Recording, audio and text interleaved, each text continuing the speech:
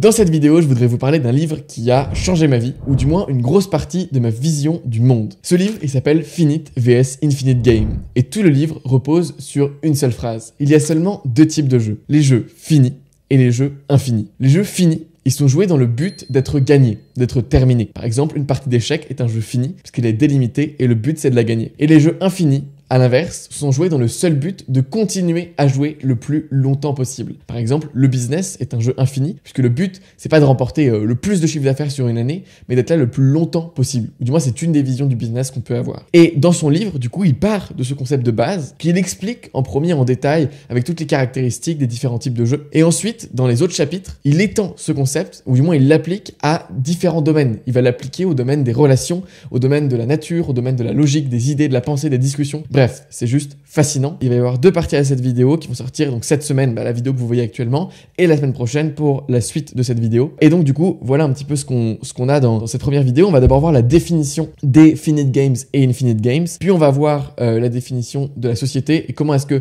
on applique ce concept-là à la société. Dans cette vidéo, ce sera tout. Et ensuite, dans la vidéo prochaine qui sortira la semaine prochaine, c'est là où peut-être vous allez avoir les concepts les plus intéressants, parce qu'on va voir comment ça s'applique aux relations amoureuses, la sexualité, etc., aux discussions, au savoir, etc. Et enfin, à la nature, c'est peut-être la partie la plus intéressante pour être honnête. Donc elle sortira la semaine prochaine cette vidéo là, donc n'hésitez pas à vous abonner pour ne pas la manquer. C'est parti, on commence tout de suite avec les définitions donc d'un finite vs un infinite game. Un des éléments clés qui différencie les finite des infinite games, ce sont les limites de temps. En effet, un finite game, il est défini par l'extérieur. On lui met des règles, on lui met des frontières, des barrières, et le jeu se déroule à l'intérieur de ce contexte-là. Et on sait très clairement ce qu'il faut faire pour gagner et ce qu'il faut faire pour continuer à participer, c'est-à-dire ne pas sortir des règles, quoi. À l'inverse, un infinite game, il est défini de l'intérieur. C'est-à-dire qu'on va pas lui dire, ok, il y a des règles à ce jeu, il va se finir à telle date ou il va se finir au bout de tant de temps. Non, un infinite game, il évolue sans cesse, un petit peu comme un organisme, et il évolue par les différentes actions des participants. Du coup, il n'y a pas de repère temporel ou pas de repère spatial. Du coup, il y a un type de jeu, le finite game, qui se joue dans des frontières, dans des limites, dans des règles,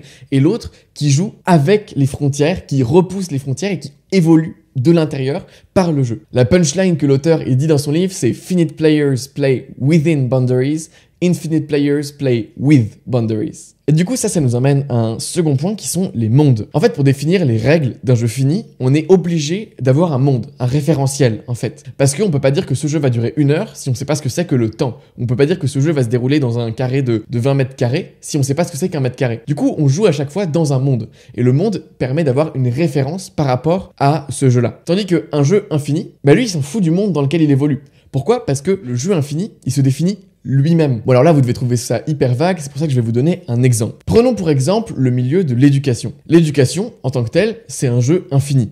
C'est-à-dire qu'on joue au jeu de l'éducation dans le seul but de s'éduquer et dans le seul but de pouvoir continuer à s'éduquer le plus longtemps possible. C'est un jeu infini qui n'a pas de fin. Les études, par exemple, c'est un jeu fini dans le sens où il y a des règles précises. On sait que ça se passe dans une université, dans tel endroit, 5 heures par jour, que ça va durer 5 ans et qu'à la fin des 5 ans, on va avoir un titre. Le titre, c'est ce qu'on gagne à la fin d'un Finite Game. Et donc on va avoir ce titre qui va nous être donné et ça va être la fin du jeu. Le jeu, il est joué pour être fini, dans le but de se terminer, dans le but d'être gagné. À l'inverse donc de l'éducation qui en fait est un Infinite Game à la base. C'est pareil pour un métier par exemple. Le seul but d'un business en réalité c'est de continuer à exister, continuer à faire sa mission et continuer à rester dans le jeu le plus longtemps possible. Et à l'inverse, quand on est salarié par exemple, le but du jeu avant d'être salarié c'est de finir la période d'embauche pour être embauché, c'est la fin du jeu. Et ensuite le but c'est de finir chaque mois pour avoir son salaire, ou bien de finir chaque année pour empocher sa prime. Et c'est toujours un petit peu ça en fait, on crée des Finite Games pour structurer une société dans des domaines qui sont en réalité des Infinite Games. Et c'est là qu'intervient une notion hyper importante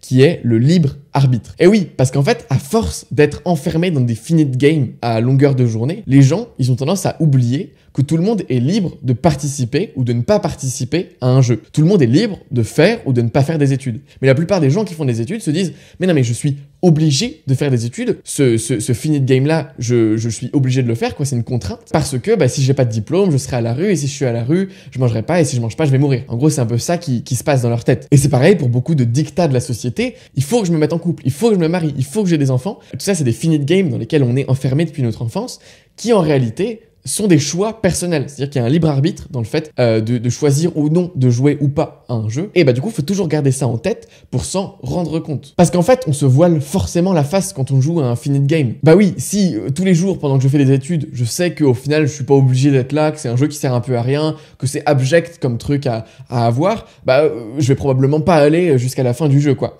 Pareil, si je suis dans une entreprise, faut pas que je me dise ouais, c'est Infinite Game, ça sert à rien, c'est se construire des croyances mentales qui me permettent de structurer mon quotidien. Non.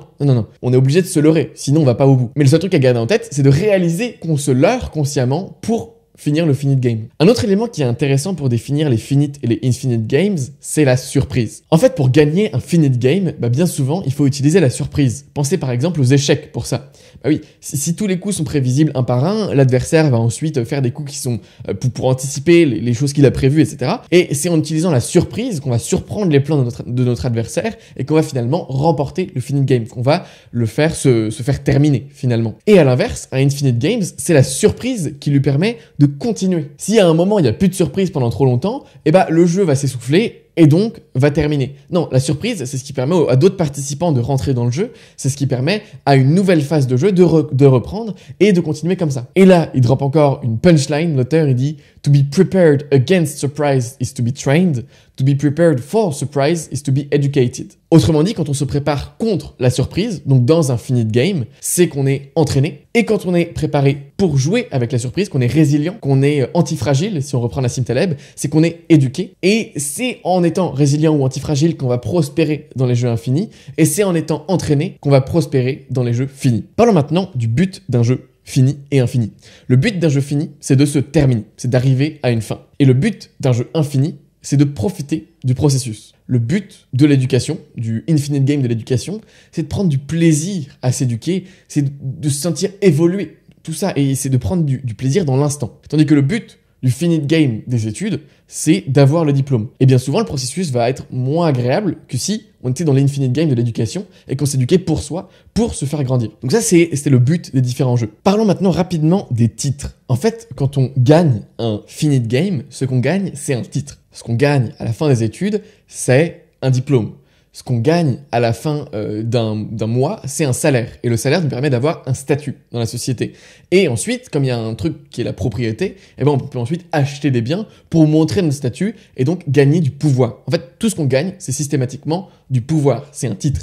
Et ce qui est bien avec les titres, c'est qu'ils sont infinis dans le temps. Par exemple, quand on fait une guerre, ce qui est un Finite Game, il y a une issue, le but de la guerre c'est qu'elle se termine, on gagne en fait un titre qui est le titre d'avoir gagné cette guerre.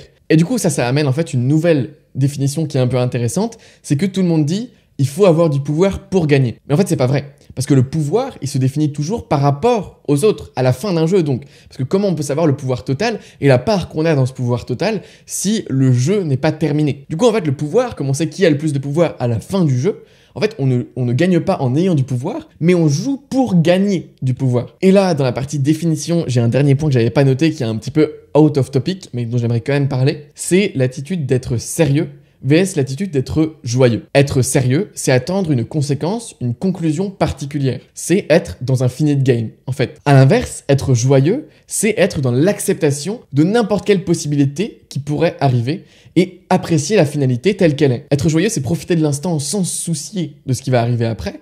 Tandis qu'être sérieux, c'est être dans le Finite Game, de se dire je veux qu'il y ait telle issue et du coup je suis sérieux, je veux que ça se réalise de cette manière-là. Et donc là on retrouve parfaitement les deux mentalités de Finite Game, être sérieux vs Infinite Game, être juste joyeux et profiter du moment, de l'instant du jeu tel qu'il est pour ce qu'il est. Passons donc maintenant à la deuxième partie de cette vidéo qui est donc la société.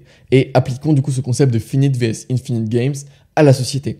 Commençons d'ailleurs par la définition d'une société selon ce prisme-là. La société, telle qu'on la connaît aujourd'hui du moins, c'est un ensemble de Finite Games qui sont reliés et interconnectés les uns les autres. On va avoir le Finite Games de l'éducation, l'autre de l'argent, le Finite Games du mariage, le Finite Games des possessions matérielles. On va avoir tous ces Finite Games là qui vont être interconnectés les uns avec les autres et qui vont au final donner une place dans la hiérarchie sociale à chaque individu. C'est-à-dire que le but de jouer à tous ces jeux-là, c'est de monter dans la hiérarchie sociale, de gagner de plus en plus de pouvoir sur cette hiérarchie en continuant à jouer à des jeux. Et ensuite, autour de ce principe de base-là, la société, elle va construire plein de trucs. Elle va construire par exemple un devoir de mémoire en commémorant les grandes personnes qui ont agi pour la société, qui ont été hauts en pouvoir, en créant des cérémonies commémoratives, en faisant un petit peu le culte de certaines personnalités par l'éducation nationale, l'histoire, etc. La société, elle crée aussi des cadres bureaucratiques qui permettent à tout le monde de valider le pouvoir. Les cadres du mariage, je sais pas, des systèmes bancaires, de l'éducation gratuite, enfin tous ces trucs-là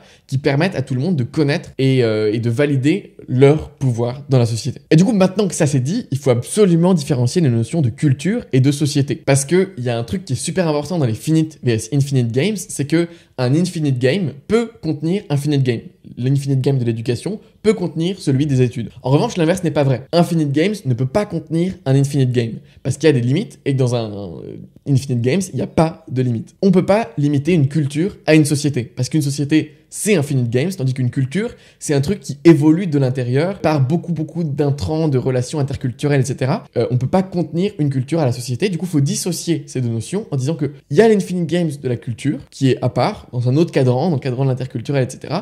Et qu'on a les finite games rationnels de la société à côté. Et du coup, comme le but de tout le monde dans la société, c'est d'avoir plus de pouvoir, il faut que ce pouvoir il soit reconnu également par les membres des autres sociétés. En plus de la mission de gagner du pouvoir dans sa société, il faut travailler tous les jours pour défendre sa société, pour que sa société soit bien vue par rapport aux autres sociétés. Parce que c'est bien d'avoir beaucoup de pouvoir, je sais pas moi, en Inde, mais si l'Inde, c'est un pays qui est mal vu par tous les pays, d'un point de vue international, tu auras beaucoup moins de pouvoir que quelqu'un qui est même au milieu de la société française, par exemple. Ce sera comme ça. Et c'est là où on voit naître le nationalisme, tout ce qui est être un bon patriote pour la nation. Et c'est aussi de là que, selon l'auteur, naissent les choses comme le racisme, le sexisme et toutes ces choses-là, parce qu'on veut protéger les intérêts de notre monde, de notre référence, de notre société, et ne surtout pas se laisser envahir par d'autres sociétés qui pourraient polluer tout ça, et polluer du coup notre petit pouvoir qu'on s'est construit dans notre société. Attention. Bon, on vient de parler de la protection, je l'avais pas dit, parlons maintenant un tout petit peu de la propriété. La propriété, c'est un des jeux finis les plus importants de la société. En effet, le concept de propriété privée, de propriété, il permet de matérialiser les titres gagnés dans d'autres finite games. T'as fait des études, c'est génial, t'as eu un titre qui est immatériel, ça t'a permis d'avoir un bon travail, ça aussi c'est un peu immatériel, et ensuite t'as pu avoir de l'argent, qui est aussi immatériel, et ensuite pour le montrer aux autres que t'as fait tout ce taf-là, sans forcément le dire, sans forcément l'expliquer, tu peux t'acheter une bonne voiture, une bonne maison, et donc montrer aux autres que t'as eu tous ces titres-là, et les gens vont te demander mais comment t'as eu cette voiture? Parce que j'ai fait ça, et là tu peux dire tes titres. Donc en fait c'est une manière de matérialiser les titres, et surtout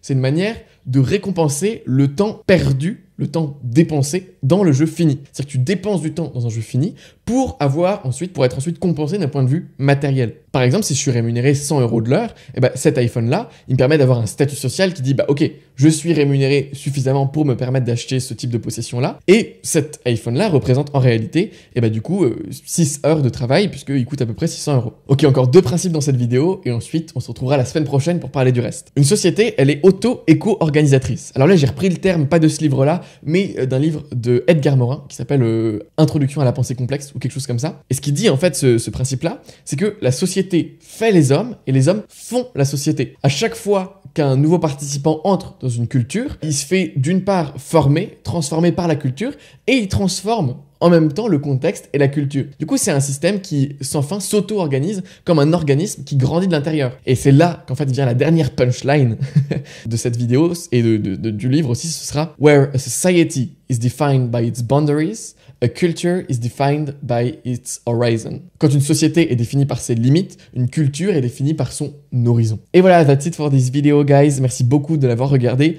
Dans la prochaine vidéo, la semaine prochaine, on va parler un petit peu des relations. C'est super intéressant. On va parler de séduction. La séduction, c'est un jeu qui est fait pour se terminer. On va parler de la sexualité finie, qui a encore une fois pour but de se terminer. Bref, hyper intéressant cette partie sur les relations. On va parler du savoir et ensuite on va parler de la nature. C'est super intéressant aussi. On va voir le principe mécanisme vs organisme, qui est un élément super important pour l'interculturel entre l'extrême-orient et l'Occident. On va également voir ce que c'est qu'une machine, pourquoi est-ce qu'une machine ne devrait pas exister et pourquoi est-ce qu'une machine nous conforme également et au final ne démultiplie pas tellement nos intentions. Et ensuite on verra le principe d'un garden. Et voilà, c'est tout pour cette vidéo. J'espère que je vous ai teasé pour la semaine prochaine. Abonnez-vous et je vous souhaite une excellente journée.